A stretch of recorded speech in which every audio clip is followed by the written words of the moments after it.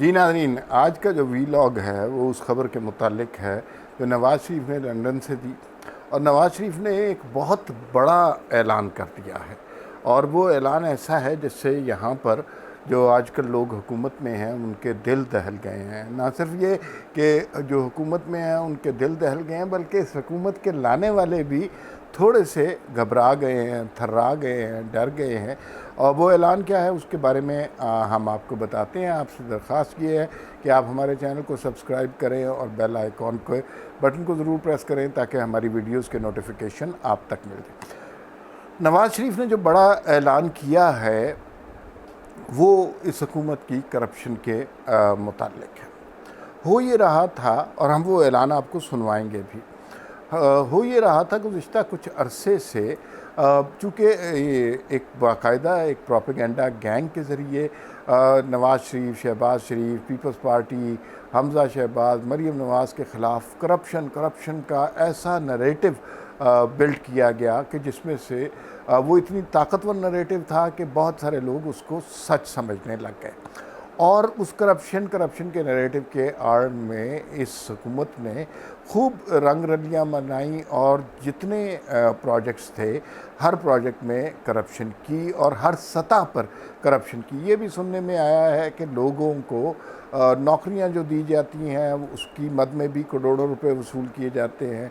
पंजाब में जो तैनातियाँ होती हैं उसके हवाले से भी इस तरह की खबरें आ रही हैं। और ये बड़े खुश थे हुकूमत वाले। इन्होंने कहा कि हमने तो करप्शन का नरेटिव बिल्ड कर दिया है, सारी दुनिया उनको चोर डाकू समझती है, तो अब हम यहाँ पर जो मर्ज़ी करें धमाले डालें, अब हमें किसी ने क्या कहना है। और इन्होंने जो कुछ किया इस मुल्क की इकॉनमी के साथ वो बहुत ही ख़तरनाक था, और उसमें करप्शन के वाज़े सबूत नज़र आते हैं। कोई प्रोजेक्ट आप उठा लीजिए, बीआरटी का मसला उठा लीजिए, मालम जब्बा का मसला उठा लीजिए, अद्वियात स्कैंडल उठा लीजिए, रिंग रोड स्कैंडल उठा लीजिए, और फिर पेट्रोल की कीमतों में भी लोग अरबों कमा रहे हैं। फिर आटा चीनी का स्कैंडल आप देख लीजिए। हर मामले में लोगों की तैनातियाँ, नौकरियां जो दी जा रही हैं उसमें पैसे लिए जा रहे हैं। और ये सब कुछ खुला के इसलिए हो रहा था कि इन्होंने समझा कि भाई हमने तो करप्शन का नरेटिव बिल्ड कर दिया है, तो कोई हमें कैसे करप्शन के हवाले से पूछ सकता है। हम तो खुद बहुत बड़े चैम्पियन हैं, हम तो पाक साफ फरिश्ते हैं, हमसे तो कोई सवाल नहीं किया जा सकता। लेकिन कल जो नवाज़ शरीफ साहब ने लंदन से गुफ्तगू की उसमें इसी हवाले से बात की गई, और उसमें उन्होंने ये बात बड़े वाज़े तौर पे की। जब वो ज़ाहिर है बात कर रहे थे कि लंदन में जो शहबाज शरीफ और सलमान शहबाज के असासे अब फ्रीज़ नहीं रहे, और जो रिपोर्ट आई है उससे उन्हें क्लीन चिट मिल गई है, तो ये लोग ये समझ रहे थे कि अभी भी वो डिफेंसिव मोड में होंगे। और ये बात बिल्कुल सही है कि इस कदर पावरफुल मीडिया कैंपेन शुरू की गई कि पीएमएलएन बहुत अरसे तक डिफेंसिव मोड में रही है। अब जो पहली दफ़ा ऐसा हुआ है कि वो अग्रेसिव मोड में आ गई है। अब उनकी सोच बहुत मुख्तलिफ है, और कल के ऐलान से ये लगता है कि अब वो करप्शन के नैरेटिव को एक मुख्तलिफ रंग देना चाह रहे हैं, और वो अब एहतसाब चाह रहे हैं, क्योंकि वो ख़ुद अपना एहतसाब करवा चुके हैं। हर सतह पर 3-3 नस्लों का हिसाब दे चुके हैं। अदालतों में सारे केस जो हैं वो खारिज हो जाते हैं इसलिए कि करप्शन की एक पाई नहीं निकल सकी। तो फिर इस हुकूमत के रंग रलियाँ मनाने के दिन ख़त्म हो गए हैं। ये हमें कल के नवाज़ शरीफ के बयान से पता चला। उन्होंने कहा कि भाई एहतसाब सबका होगा, और ये जो हुकूमत आजकल है इसका भी एहतसाब होगा, और इनका ऐसा एहतसाब होगा कि दुनिया इस एहतसाब को देखेगी। नवाज़ शरीफ साहब ने एग्जैक्टली जो अल्फाज कहे वो मैं आपको सुनवा देता हूँ। 10-11 सेकंड का एक क्लिप है, उसके बाद मज़ीद बात करते हैं। वो भी देख लिया, ये भी देख लिया, कहाँ गया एहतसाब? किसका एहतसाब? एहतसाब तो अब इनका होगा, और इनका वो एहतसाब होगा जो दुनिया देखेगी इंशाअल्लाह। ये क्लिप आपने देखा। अब इसमें आपको एक तरह का एग्रेशन नज़र आ रहा है, बॉडी लैंग्वेज से पता चल रहा है कि अब नवाज़ शरीफ दूसरे मोड में है। अब वो खौफज़दा नहीं है, क्योंकि लोगों ने उन्हें बैकफुट पर कर दिया था ऐसे ही करप्शन की कहानियाँ शानियाँ करके। हालांकि सारी दुनिया को पता है कि नवाज शरीफ को निकाला करप्शन की बेसिस पे नहीं गया था, अकामे की बेसिस पे गया था। जितने नवाज शरीफ के दौर के वज़रा थे, नवाज शरीफ के करीबी साथी थे, किसी के ख़िलाफ़ एक पाई की करप्शन साबित नहीं हो सकी। लेकिन अब सूरत हाल ये हो गई है कि अब इन लोगों का एहतसाब करना शुरू कर देना है। और नवाज शरीफ किस गुमान पे ये कह रहे हैं, अभी तक तो कोई ऐसी सूरत हाल नहीं नज़र आ रही कि ज़ाहिर है हुकूमत भी इमरान खान की है, नैब का चेयरमैन भी वही है, अदालतें भी वही वैसी हैं, इमरान खान के लाने वाले भी एक पेज पे हैं। तो फिर इस हुकूमत का एहतसाब कैसे होगा? इसका मतलब ये है कि जब नवाज शरीफ ये बात कर रहे हैं तो उन्हें कुछ सुनगुन मिली है।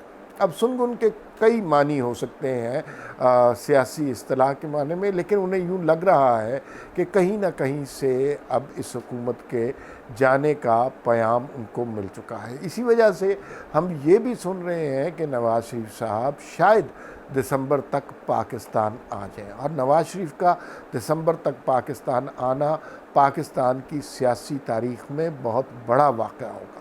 ये दुरुस्त है कि जैसे ही वो आएंगे उनको जेल में डाल दिया जाएगा और नैब पूरी तरह फिर नए मुकदमात खड़े करने की कोशिश करेगी और उनको शायद अज़ियतें भी दी जाएँ और उससे भी ज़्यादा तकालीफ़ दी जाएँ। लेकिन वो अब ज़हनी तौर पर तैयार होके आ रहे हैं और उनको कुछ ना कुछ सूरत हाल का अंदाज़ा है। 2-3 बातें तो हमें ही पता है, कुछ बातें हमें नहीं पता। पहली बात तो ये है कि लोगों के जहन से तब्दीली का जो खन्नास था वो ख़त्म हो गया है।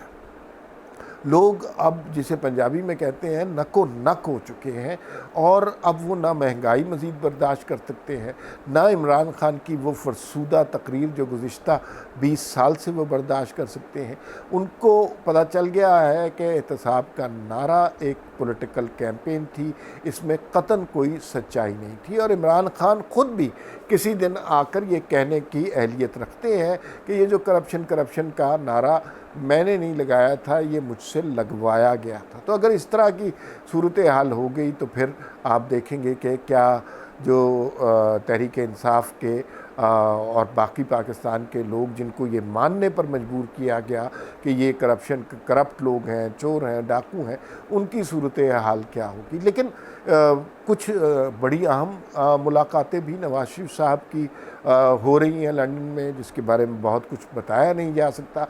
इसके अलावा ये बहुत ख़बरें आ रही हैं कि तहरीक इंसाफ के 30 लोग जो हैं वो मिलने की कोशिश कर रहे हैं नवाज शरीफ से, और नवाज शरीफ ने अभी तक उन्हें मिलने की इजाज़त नहीं दी, इसलिए कि अब इलेक्शन करीब हैं। जिन लोगों ने तहरीक इंसाफ में शमूलियत हासिल की थी किसी के कहने पे, उन्होंने अपने फ़ायदे उठा लिए हैं।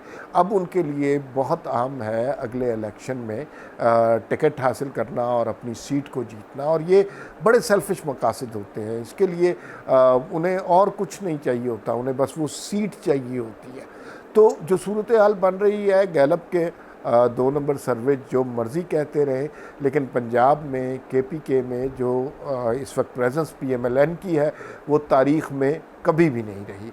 तो इससे यूँ लगता है कि अगला इलेक्शन PMLN क्लीन स्वीप करेगी, और अगर धांधली की कोशिश की गई तो फिर उस धांधली की कोशिश को नाकाम बनाने की भी तैयारियां पूरी तरह हो रही हैं।